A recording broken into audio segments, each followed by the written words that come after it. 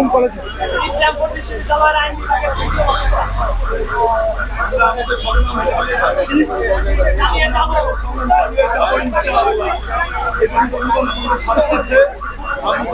বিশ্বাস করি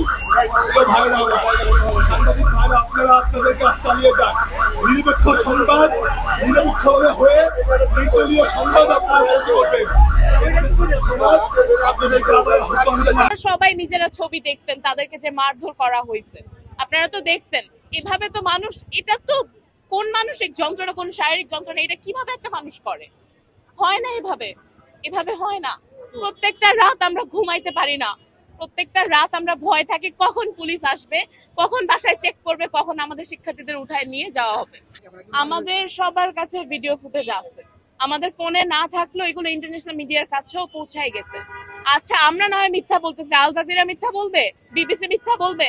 বলবে না। পুরো দুনিয়া জানে, দেখা যাচ্ছে, সবাই দেখতেছে, সবাই জানে কি হচ্ছে। চুপ করে বসে থেকে লাভ নাই, কারণ দেশটা আমাদের রক্ষা করতে হবে, ঠিক করতে হবে। এভাবে হচ্ছে না, শুধু ছেলেদের গায়ে না, যেভাবে মারা হচ্ছে মেয়েদের গায়েও হাত তোলা হয়, মেয়েদেরও চেহারা ফাটানো হয়, মেয়েদেরও লাঠি দিয়ে বাড়ি দিয়ে বাস, মানে এখানে পুলিশের গাড়ি দিয়ে ভরা।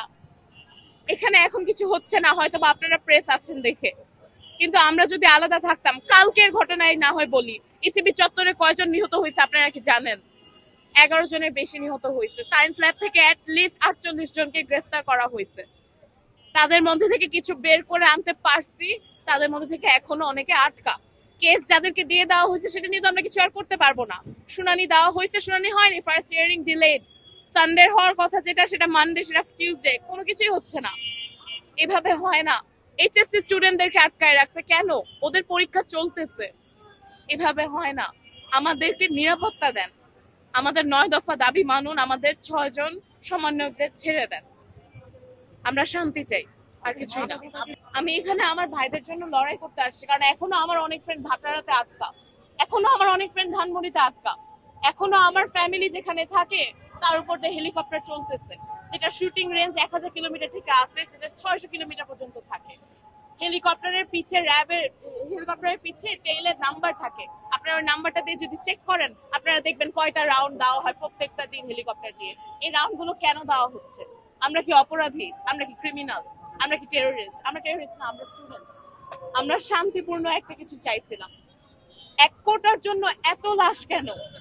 150 জন আপনারা বলতেছেন, ঠিক আছে 150 জনই মারা গেছে, এই 150 জনের জাস্টিস আগে দেওয়া হোক আমাকে।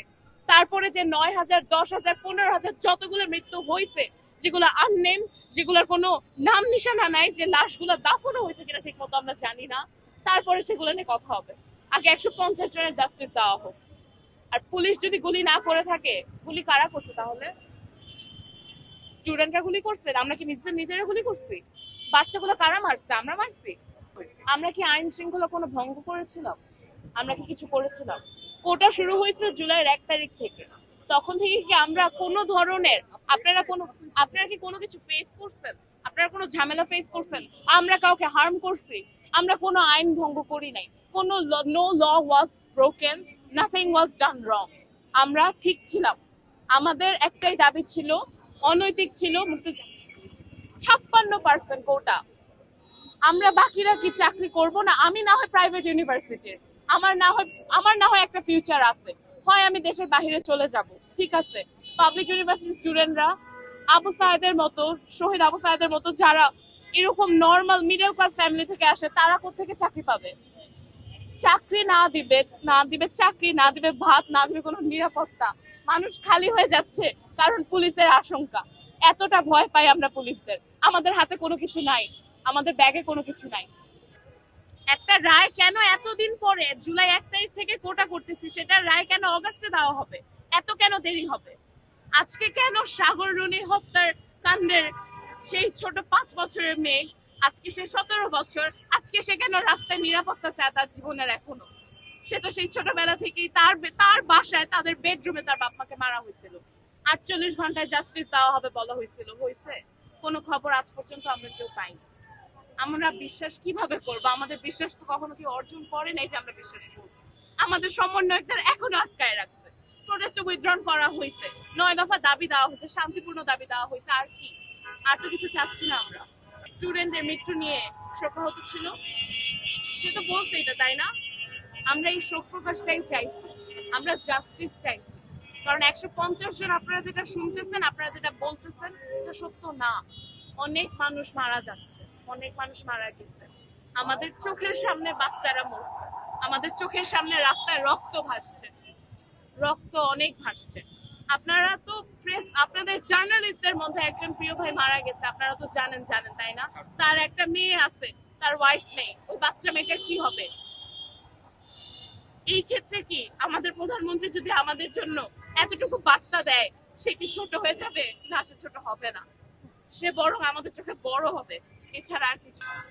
আমি একজন লেখকের প্রতিনিধি হওয়ার কারণে আমার মানে ফ্রেন্ড লিস্টে অসংখ্য লেখক এবং পাঠক আছেন। আমি তাদের সঙ্গে যেহেতু আমার যোগাযোগটা বেশি, আমি তাদের মধ্যে কিছু কাদা ছোড়াছুড়ি দেখছি, এবং আমার ধারণা এরকম যারা অন্যান্য পেশাজীবী আছেন তাদের মধ্যে এটা আছেন। একজন শিক্ষক, সে হয়তো একজন শিক্ষকের সঙ্গে কিন্তু আরো অন্তত 500 শিক্ষকেরই বন্ধুত্ব হচ্ছে, তারা তাদেরকে কাদা ছোড়াছুড়ি করছে। এই যে আমি আপনাকে 2 দিন আগে ভালো দেখেছিলাম, আপনাকে মনে করতাম আপনি বোধহয় আমাদের পক্ষে, আপনি কোনো ভালো কথা লিখছেন না, আপনি আন্দোলনের পক্ষে দুটো কথা লিখছেন না, আপনি নিজের ভালো ভালো ছবি পোস্ট দিচ্ছেন, খাওয়া দাওয়া পোস্ট দিচ্ছেন, কেন এগুলো করছেন? আপনাকে চিনে রাখলাম। এই কাদা ছোড়াছুড়ি আপনারা বন্ধ করুন। প্রত্যেকেরই আলাদা আলাদা ভিউ থাকবে। এটা হচ্ছে আমরা স্বাধীনতার জন্য, আমরা বাক স্বাধীনতার জন্য, আমাদের চলাফেরার স্বাধীনতার জন্য, আমাদের সবকিছুর জানে ঠিকভাবে প্রকাশ করতে পারি, নিজেদেরকে প্রকাশ করতে পারি, সেই জন্য আমরা এই আন্দোলনটা আমাদের ছেলেপেলেরা করছে। আমি মা হয়ে আমার ছেলের সাথে আন্দোলনে নেমেছি। এখন যদি আমি একজন মা যেমন, তেমন আমি একজন লেখকদেরও প্রতিনিধি যেহেতু করি, আমি লেখকদেরকে বলবো আমার যে প্লিজ আপুরা, ভাইয়ারা, আপনারা আমার যারা লেখক বন্ধুরা আছেন, আপনারা আমাকে দেখেই চিনতে পারছেন, আপনাদেরকে বলছি যে আপনারা দয়া করে এই কাদা ছোড়াছুড়ি করুন না। যার স্ট্যান্ড নিতে ইচ্ছে করে তিনি স্ট্যান্ড নিন, যার স্ট্যান্ড নিতে ইচ্ছে করবে সে নেবে না, যার সরকারের পক্ষে কথা বলতে ইচ্ছে করে সে বলবে। কিন্তু এই যে অমুককে চিনে রাখলাম, অমুককে আমি আনফ্রেন্ড করলাম, এই ধরনের ছোট লোকই বা একদম খুব মানে ছোট মনের পরিচয় আপনারা দিয়েন না। আমার আরো কিছু কথা আছে। যারা আন্দোলন করছো, বাচ্চারা বা অভিভাবক যারাই আসুন, তারা আপনাদের প্ল্যাকার্ড গুলা ইংলিশে লিখুন, এমন কিছু কথা লিখুন যেগুলো খুব আজকে দেখলাম, আমি এটা নিয়ে গতকালকে পোস্ট দিয়েছি, আজকে দেখলাম অনেকে ইংলিশে লিখে আনছে, বাংলায় লিখুন না, তাহলে আন্তর্জাতিকভাবে এটা ওরা বোঝে না। এখন হচ্ছে কি সেকেন্ডে, প্রতি 2 সেকেন্ডে আপনি আপনার টাইমলাইনটা স্ক্রল করছেন, এমন কিছু লেখা থাকতে হবে আমাদের। আমরা যদি আন্তর্জাতিকভাবে সবার কাছে পৌঁছাতে চাই, আমাদের লেখাগুলো এমন হতে পারবে বিশ্বজনীন, যাতে সবাই পড়তে পারে। একটা সরকারের যখন পিঠ থেকে যায় দেয়ালের সাথে, তখনই সেনাবাহিনী নামায়। লাস্ট অপশন হচ্ছে সেনাবাহিনী। এর বিষয়ে আমার কিছু বলতে হবে কিনা মনে হয় না, উনি লাস্ট অপশন বলেই সেনাবাহিনীকে নামাইছে।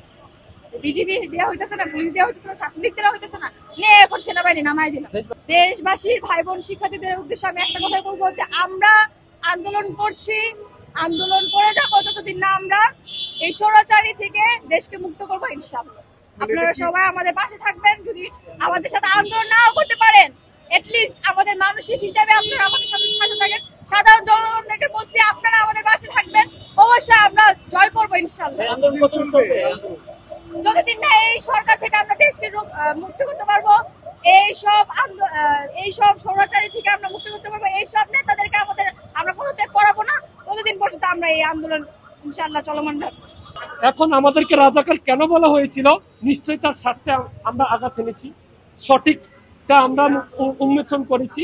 আমাদের ভাইদেরকে তারা বিভিন্ন ভাবে প্ররোচনা করেছিল, যেমন বিপি নূর, সেদিন তিনি বলেছিলেন যে তাদেরকে রিমান্ডের নামে এমন অকথ্য নির্যাতন করা হচ্ছে যেটা মুখে ভাষা প্রকাশ করার মতো না।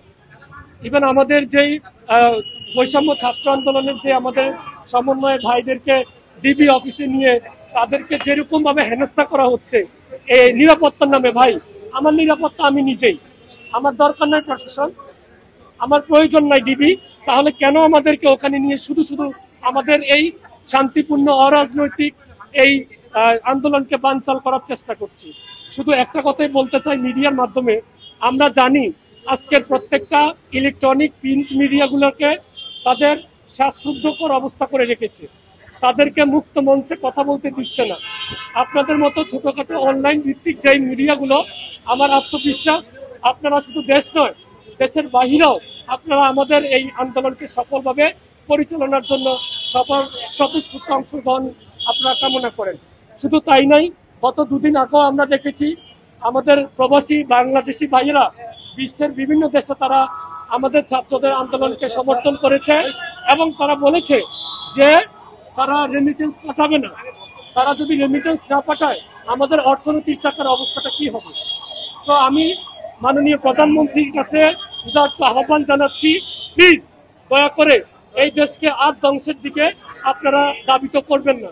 কারণ এই দেশ আমার, এই দেশ আপনার, এই দেশ আমাদের সকলের, সকল ধর্ম জাতি যাতে নির্বিশেষে এই সমাজে আমরা এই দেশে বাস করতে পারি। সকলের কাছে এটাই আমাদের আহ্বান। দেখেন, আমি একটা প্রশ্ন করতে চাই, আপনি মাননীয় প্রধানমন্ত্রী, আপনি কান্না করছেন ডিটিভি ভবন, সেতু ভবন এবং কি মেট্রো রেলের জন্য। একটা মানুষের প্রাণ কি মেট্রো রেলের চেয়েও দামি? ফিরিয়ে দিতে পারবেন আমার 4 বছরের ছোট বোনকে, যে নিরপরাধ নিরস্ত্র ছিল, সে খেলার মাধ্যমে তাকে গুলি করা হয়েছে। আমাদের সেনাবাহিনীর ভাবমূর্তি বিশ্বের কাছে ক্ষুণ্ণ করা হয়েছে। কি করবে? কেন? এই যে সেনাবাহিনী স্বাধীনতা সার্বভৌমত্বের জন্য তাদেরকে তৈরি করা হয়েছে, সেই সেনাবাহিনী গুলি করছে 20 গজ দূর থেকে। আমি নিজেও আহত হয়েছি তাদের গুলিতে। আমি না, শত শত লাশ গুম করা হয়েছে, যেটা হয়তো আপনারা মিডিয়া জানেন না। সব মিডিয়ার কাছে আমার অনুরোধ, আপনারা সঠিক তথ্যটা প্রচার করেন দেশ এবং জাতির কাছে, এবং আপনাদের মাধ্যমে আমরা চাই আমাদের এই অরাজনৈতিক আন্দোলনের সফলতা হোক।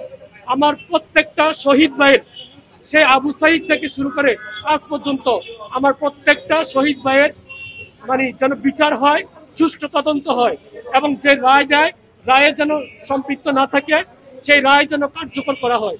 ইভেন যারা আহত হয়েছে বা পঙ্গুত্ব বরণ করেছে, সরকারিভাবে যেন তাদেরকে সেই ক্ষতিপূরণটা দেওয়া হয়। আমার কলেজের বড় ভাইরা বলছে তুমি বিএনএস থাকো, শাহবাগ পরে যাও। বিএনএস যখন ছিলাম আমাকে দুটো পুলিশ এসে বলতেছে তুমি এখানে ইউনিফর্ম পরে কি করো, এখন তো কলেজ খোলা না। পরে আমি বলতেছে আমার কাজ আছে। ওরা শুধু পারে না আমার গায়ে হাত দিতে, কারণ ওইখানে ওর পাবলিক প্লেস ছিল। তারপরে ওরা ওখানে ফায়ার করতো। আমার বাইকটা নিয়ে গেছে, যারা চলে গেছে আমাদের আফ্রিকা সহকারে যত শিক্ষক, অবশ্যই যত শিক্ষক, প্রত্যেকটা শিক্ষককে যেন সম্মানের সহিত যেন ছেড়ে দেয়। কেন? কিসের কোটা? মেয়েটা হচ্ছে মানুষের সবচেয়ে বড় কোটা। আপনার লাভ ছোড়েন, কোটা দিয়ে কি হবে? যদি মেয়ে না থাকে, কই অন্য দেশে তো কোটা দেয় না, বাংলাদেশে কেন কোটা থাকবে?